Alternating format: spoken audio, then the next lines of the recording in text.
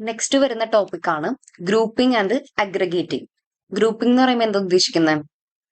നമ്മൾ group by ചെയ്യുക അല്ലെങ്കിൽ കമ്പൈൻ ചെയ്യാന്ന് പറയില്ലേ, സിമിലർ ഡാറ്റ പോയിന്റ്സിന് നമ്മൾ കമ്പൈൻ ചെയ്യുക, അല്ലെങ്കിൽ എന്താ സമ്മറൈസ് ചെയ്യാന്നൊക്കെ പറയും. ഒരു ടേബിളിനെ നമ്മൾ സമ്മറൈസ് ചെയ്യാം.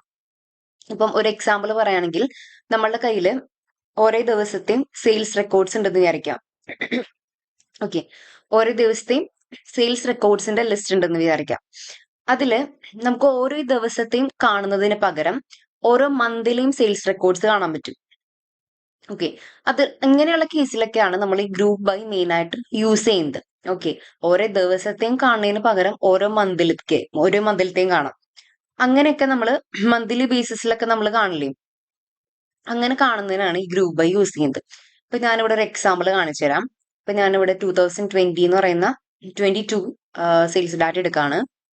അതിലിപ്പം പ്രൊഡക്റ്റിന്റെ ബേസിലാണ് ഞാൻ കാണാൻ പോകുന്നത്. അപ്പൊ പ്രൊഡക്റ്റിനെ ഞാൻ ജസ്റ്റ് ആദ്യം അസെൻഡിങ് ഓർഡറിലാക്കിയിട്ടുണ്ട്. ഓൾറെഡി ഞാൻ അസെൻഡിങ് ഓർഡറിലാക്കി.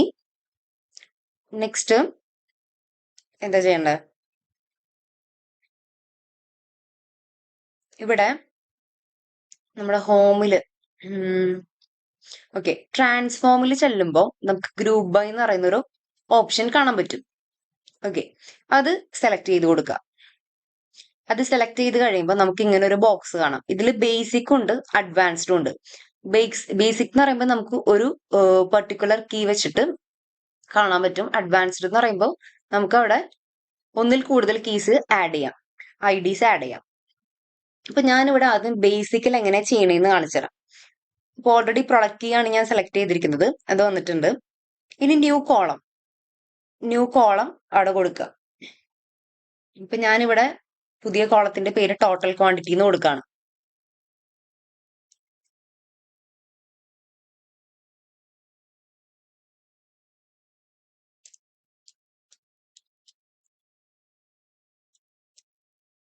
ഓക്കെ, ഇനി ഓപ്പറേഷൻ എന്താണ് നമുക്ക് കാണേണ്ടത്? സം ആണോ, ആവറേജ് ആണോ, മീഡിയൻ മീൻ, ഇതിൽ ഏതാണോ കാണേണ്ടത്? അപ്പൊ എനിക്കിവിടെ സം ആണ് കാണേണ്ടത്. അപ്പൊ ഞാൻ സം എടുത്തു. ഇനി ഏതിന്റെ ബേസിലാണ് കാണേണ്ടത്? മീൻസ് ഏത് കോളാണ് നമ്മളിപ്പോ സെലക്ട് ചെയ്തിരിക്കുന്ന ആ ടേബിളിലെ എല്ലാ കോളും വന്നിട്ടുണ്ട്. അപ്പൊ ഞാനിവിടെ ഓർഡർ ക്വാണ്ടിറ്റി എടുത്തു, ഓക്കെ കൊടുത്തു. അപ്പൊ എന്താ, ആ ടോട്ടൽ ക്വാണ്ടിറ്റിയുടെ, ആ ഓർഡർ ക്വാണ്ടിറ്റിയുടെ സം ആണ് നമുക്ക് കാണാൻ പറ്റിയിട്ടുള്ളത്. അതായത് പ്രൊഡക്റ്റ് കീ എന്ന് പറയുന്നത് നേരത്തെ എങ്ങനെയായിരുന്നു കിടന്നിരുന്നത്? കണ്ടോ, പ്രൊഡക്റ്റ് കീ എന്ന് പറയുന്നത് കുറെ ഉണ്ട്, റിപ്പീറ്റ് ചെയ്ത് വന്നിട്ടുണ്ട്.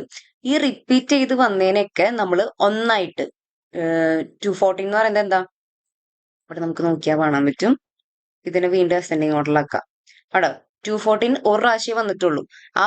അതിൽ വന്നിരിക്കുന്ന എല്ലാ വാല്യൂസിനെയും നമ്മൾ ഇതിലേക്ക് ആഡ് ചെയ്തു. അപ്പൊ നമ്മൾ സമ്മറൈസ് ആണ് ചെയ്തത്. കുറെ ഉള്ള ഒരു സംഭവത്തിനെ നമ്മൾ ചുരുക്കി. ഇപ്പൊ നേരത്തെ 214 ആ ഒരു സംഭവം തന്നെ കുറെ പ്രാവശ്യം റിപ്പീറ്റ് ചെയ്ത് വന്നിട്ടുണ്ടായിരുന്നു. അപ്പൊ അതില് ഒരെണ്ണാക്കിയിട്ട് ആ വാല്യൂസ് മൊത്തം അതിൽ ആഡ് ചെയ്തു.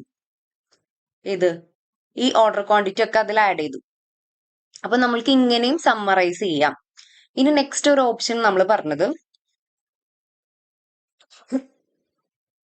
ഓക്കെ, ഇപ്പൊ നമ്മൾ പറഞ്ഞത് ബേസിക് ലെവലാണ്. ഇനി നമുക്ക് അഡ്വാൻസ്ഡ് എങ്ങനെ ചെയ്യണേന്ന് നോക്കാം.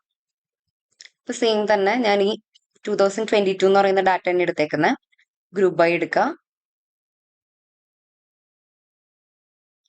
അതില് ബേസിക്കിന് പകരം എന്താ, അഡ്വാൻസ്ഡ് കൊടുക്കുക.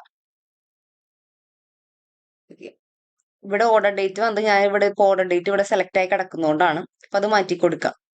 പ്രൊഡക്റ്റ് കീയുടെ ബേസിലും വേണം.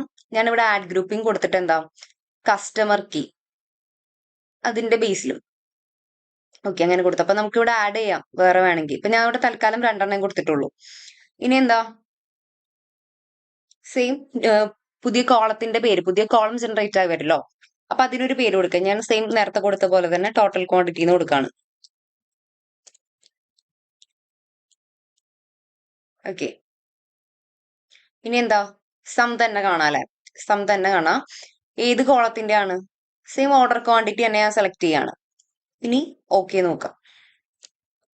അപ്പൊ എന്താ, ടോട്ടൽ ക്വാണ്ടിറ്റി വന്നു.